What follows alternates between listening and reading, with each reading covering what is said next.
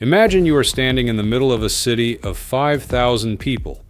and that city has just been severed from every grid, every supply chain, every communication network, every hospital, every power station, every water treatment facility, every bakery, every bank, and every government system on Earth. And it will remain severed for the next 6 months, and the city is moving at 34 kilometers per hour through open ocean. And there is no coastline in sight, and there is no backup plan,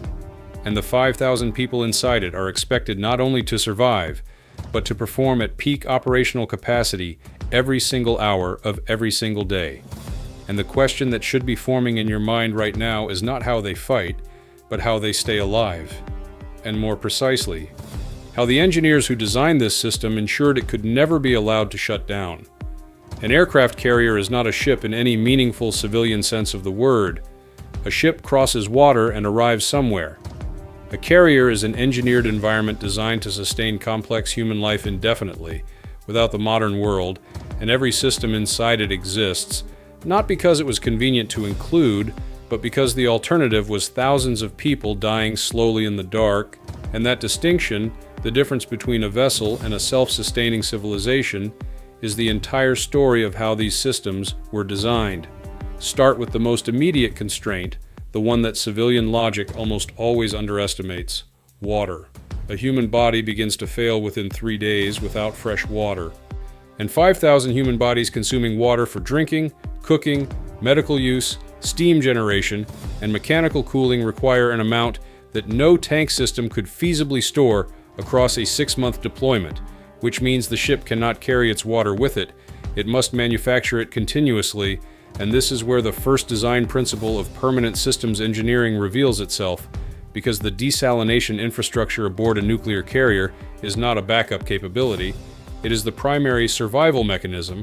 converting seawater into potable water at a rate of hundreds of thousands of gallons per day through distillation processes driven by heat extracted from the ship's own nuclear reactors. And if you lived here and that system slowed by even 30%, you would feel it first in the mess halls. Then in the medical bay, then in the mechanical spaces where cooling systems depend on fresh water to protect equipment that protects everything else, and the cascading failure would not announce itself dramatically, it would begin quietly, as a pressure drop, as a temperature reading outside tolerance, and then 5,000 people would understand simultaneously that the city they live inside is beginning to fail from the inside out. But this creates a new vulnerability, because the same reactor system that produces the thermal energy for desalination also produces the electrical power for every light, every computer, every navigation system, every communication array, and every life support mechanism on the ship, which means the power architecture cannot be a single system.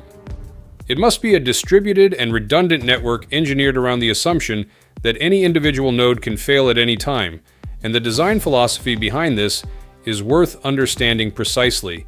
because it reflects the foundational constraint that governs every system on a carrier, which is that there is no one to call, there is no external repair team arriving in the morning, there is no backup grid to connect to, and the engineers who designed these systems had to build in not just redundancy, but the human and mechanical capacity to repair that redundancy while it was still running under operational conditions, potentially under hostile conditions, without pausing, without resupply, and without the option of choosing a less critical moment. If you were here and primary power distribution in a forward compartment failed during flight operations, the sequence of consequences would unfold faster than most people imagine, because the arresting gear systems that stop aircraft from driving off the flight deck at full speed are electrically and hydraulically dependent, and an aircraft approaching at landing speed has roughly 2 seconds of decision margin once it crosses the threshold, and the systems that support that landing have to be operating within tolerance at that precise moment, not approximately, not mostly exactly. And this is where civilian logic collapses, because in civilian infrastructure engineering, a failure means a disruption, a service outage, an inconvenience, and in carrier systems engineering, a failure at the wrong moment means a $40 million aircraft and its pilot entering the ocean at high speed, And the design consequence of that difference is that every critical system has not just a backup, but a backup to the backup. And maintenance protocols are structured so that no single point of failure can propagate unchecked.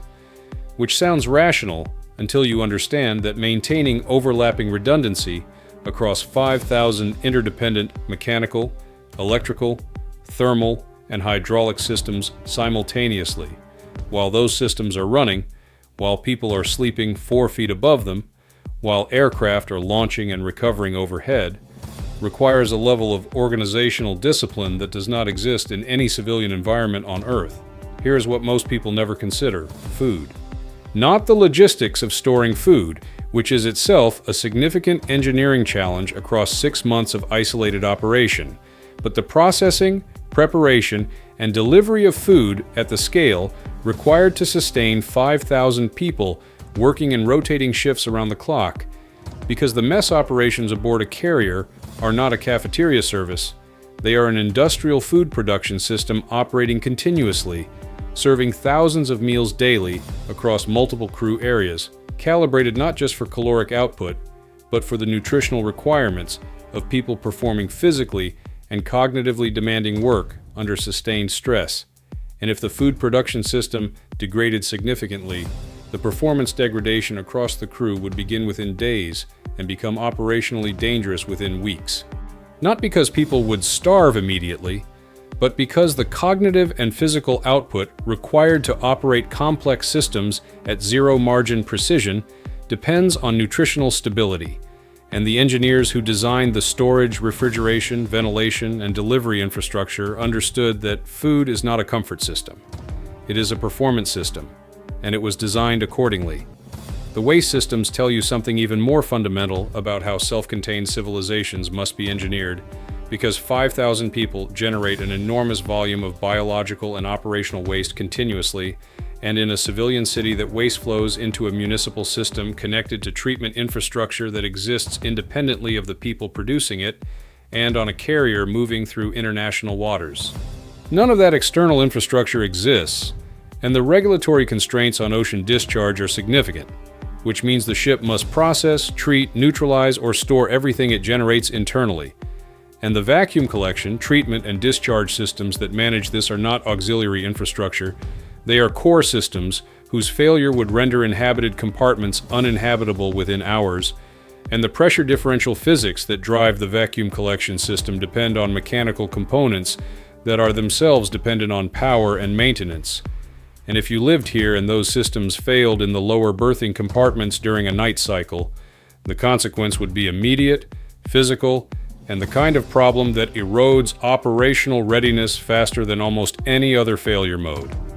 Because humans under sustained pressure require baseline dignity to maintain psychological coherence, and the engineers who designed these systems understood that psychological stability is itself a systems engineering problem. This is where the pressure intensifies. Because medical is not a support function on a carrier, it is a complete hospital embedded inside a moving platform with no ability to transfer patients to shore-based care for months at a time. And the medical infrastructure includes surgical capability, intensive care, dental, optometry, pharmacy, and mental health services, all staffed and equipped to handle emergency intervention without external support. And this constraint, the absolute impossibility of evacuation in most operational scenarios, shaped every procurement and staffing decision in ways that have no civilian parallel, because a civilian hospital operates inside a network of other hospitals with the ability to transfer patients, to call specialists, to receive blood products and medications by next-day logistics, and the carrier medical system must carry everything it might need for every contingency it might face, and the cold storage for blood products, the pharmaceutical inventory management, the surgical equipment sterilization systems, all of it must function continuously because a cardiac event at hour 40 of a 6-day operational period does not wait for resupply. And the engineering response to that reality is a system designed to be complete rather than connected. And the philosophical difference between those two design states is the entire reason aircraft carriers are studied not just as military assets, but as models of closed system engineering. The communication architecture deserves particular attention because a carrier operating under emissions control, which means deliberately suppressing its electromagnetic signature to avoid detection, is a ship that has chosen temporary blindness to preserve its survival, and the internal communication systems that sustain coordination across 5,000 people, across dozens of departments, across flight deck operations, engineering spaces, command, medical, and logistics, must function independently of any external network, and the internal network architecture is designed to maintain command and coordination even when the ship is, from an external perspective, completely silent. And this creates a specific psychological pressure that most systems analyses underestimate because humans operating in information isolation, uncertain of external events, uncertain of how long the isolation will persist, under physical confinement, under sleep disruption from rotating shifts, begin to experience cognitive and emotional strain that is not dramatic and is not immediately visible, but accumulates over weeks and degrades decision quality in precisely the moments when decision quality matters most, and the behavioral management systems embedded in carrier operations, the structured routines, the enforced sleep cycles, the chain of command clarity, the recreation and decompression infrastructure are not morale programs.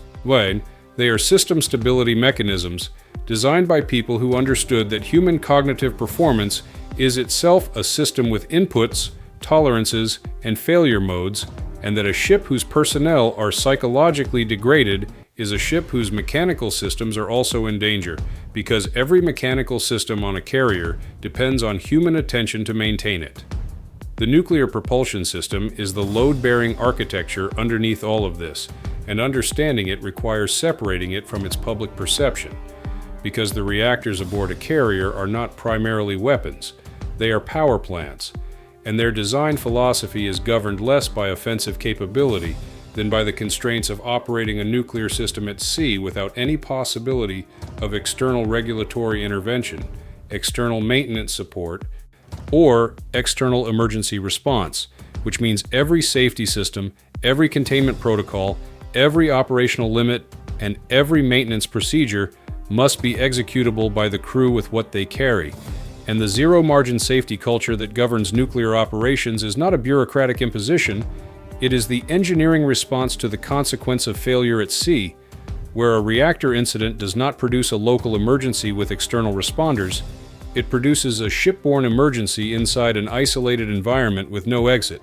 and the training rigor, the procedure adherence, the multiple-person verification requirements for any reactor operation are systems designs expressed through human behavior because the engineers who built these plants understood that procedure compliance is itself a mechanical component, and that the failure of that component carries the same consequence as the failure of a physical valve or a cooling pump, and the culture of exactness that surrounds nuclear operations permeates outward through the ship, influencing how other systems are maintained and how personnel are trained to think about tolerance and consequence. And then consider what happens at the intersection of all of these systems. The moment when power load management, desalination output, food processing demand, medical equipment, flight operations, and internal communications all compete simultaneously for priority within a finite resource envelope. Because the ship cannot generate unlimited power, it generates a large but bounded amount. And the allocation of that power across competing critical systems is itself a real-time engineering and command challenge. And if you were here at the moment when flight operations required maximum electrical load for launch systems and the water production rate needed to increase to compensate for a thermal spike in a propulsion compartment, and a surgical team in the medical bay required uninterrupted power for an ongoing procedure, the systems that adjudicate that competition would need to make allocation decisions in seconds, without margin for error, without the ability to simply add more capacity, and the design of those load management systems reflects a philosophy of engineered priority, where the hierarchy of what gets power first is not decided in the moment, but designed in, encoded in the architecture itself. so that the humans operating it do not have to invent the answer under pressure, but only execute the system that already contains it. What you are looking at when you look at an aircraft carrier is not primarily a weapons platform, though it carries weapons, and it is not primarily a logistics achievement, though the logistics are extraordinary. It is an existence proof that a fully self-contained human civilization can be engineered from first principles around the constraint of absolute isolation, and that every system inside it, from the water it drinks to the air it breathes to the psychological stability it maintains to the power it generates, was designed not for convenience but for survival under conditions where the modern world has ceased to exist as a resource, and the design philosophy that produced it. The philosophy of closed system completeness, of redundancy without external rescue, of human performance as a systems variable, contains engineering lessons that extend far beyond the ocean, because the question of how you build something that must never shut down, that must sustain complex life without connection to anything outside itself, is a question that does not end with ships, and the one system aboard that has never been fully described in public documentation, the system that integrates all other systems into a single operational state and decides in real time how the ship prioritizes its own survival, remains, by design, unexamined.